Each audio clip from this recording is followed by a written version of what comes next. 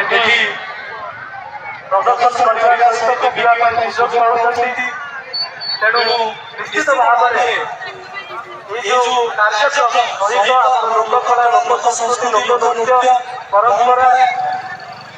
ନିଶ୍ଚିତ ଭାବରେ ପ୍ରାଧାନ୍ୟ ଦିଆଯାଇଛି ଏବଂ ଏହି କାର୍ଯ୍ୟକ୍ରମକୁ ଆଗାମୀ ଦିନରେ ଆହୁରି ଭଲ ଭାବେ କରାଯିବ ଏ କଥା ଦେଇ ଆପଣମାନଙ୍କୁ ସମସ୍ତ ଧନ୍ୟବାଦ ଦେଇ ମୋର ବକ୍ତବ୍ୟ ଧନ୍ୟବାଦ ଅର୍ପଣ କରୁଛି।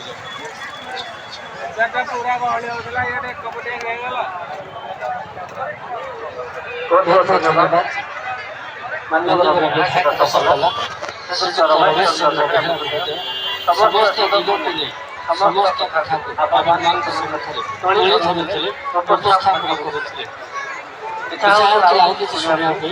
तेणु प्रति आम अनुष्ठान अशेष धन्यवाद जनाऊँ माननीय विधायक दशपल्ला महोदय को बर्तमान संविधान पर्व पूज्य पूजा परंपरा पर्व